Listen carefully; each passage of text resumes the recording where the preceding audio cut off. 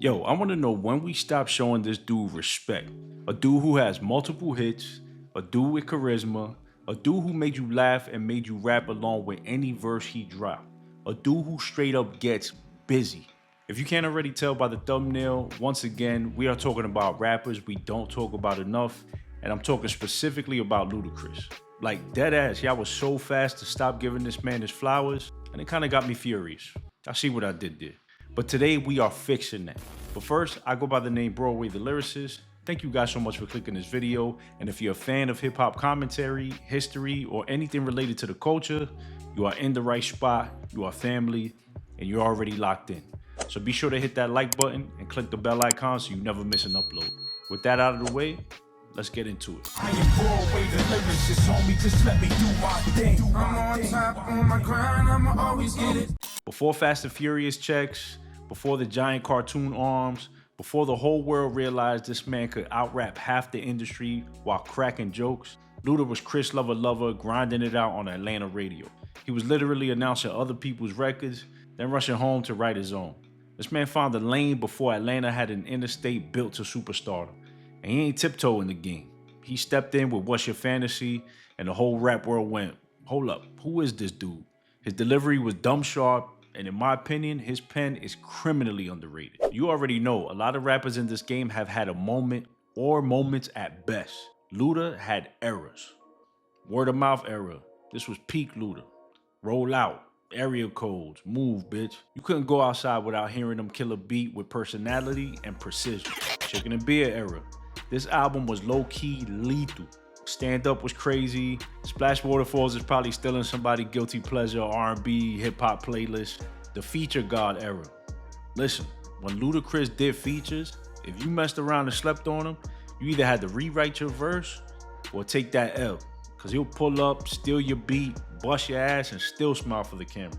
Oh, with Sierra, he skated on that. Yeah, with Usher, he knew exactly what he was doing. But that Made You Look remix with Nas and Kiss, for me, is what solidified him in elite company. And that's rare, very rare. Luda's one of the few rappers with comedic timing, impressive breath control, elite enunciation, one of the clearest flows in hip hop. Punchlines that actually punch, and real storytelling ability when he slowed it down a little bit. You know how hard it is to be funny and respected lyrically? The only other legend that can balance that, in my opinion, is Busta Rhymes. And like him, Luda did it effortlessly. And here's the part a lot of people don't admit. If Luda came out today, he'd be praised as a technical monster.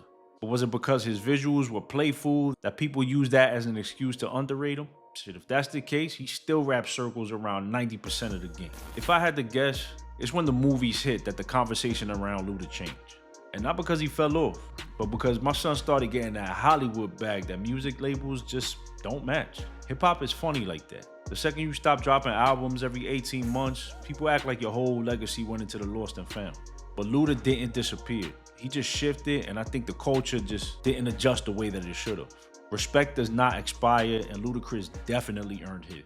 Luda represents an era where rappers actually had fun, they had bars, they had originality, and actually cared about their performance. They also actually wrote their own records. It's a wild concept these days. He was a full package, a one-man entertainment system, a walking masterclass in how to stay memorable in a crowded room. And if we're being honest, hip-hop could use some of that energy again. Ludacris didn't just make records, he made moments. Moments you could still feel when a DJ spins one of his joints and it turns into 2003 all over again. That's legacy, and it deserves some volume. As of recording this video, this past weekend, Luda actually dropped a joint called 44 Bars. I will make sure I put that in the description so you guys can check that out. But yeah, Ludacris, a rapper we do not talk about enough, a legend who mastered charisma like a martial art, a Southern pioneer who I'm sure helped Atlanta kick down doors a lot of artists are walking through now. Give this man his flowers. Matter of fact, give him the whole damn bouquet. And go run up some Luda today so you can remind yourself of how nice the man really is. But you guys already know how we do. Are you a Ludacris fan? If so, what's your favorite Luda joint or album? And have you heard 44 Bars yet? Let me know down in the comments. And be sure to hit that like button and subscribe to the channel. Click that bell icon so you guys get notified whenever I post new content just like this. And if you want to binge on more videos of rappers we don't talk about enough, or albums we don't talk about enough, feel free to click on one of these playlists. Thank you guys so much for watching. Truly appreciate y'all. Peace. How to separate the listeners from who the talkers are. Be sure before you pass around the borders are. You don't go the extra mile for disloyal niggas who wouldn't walk as far.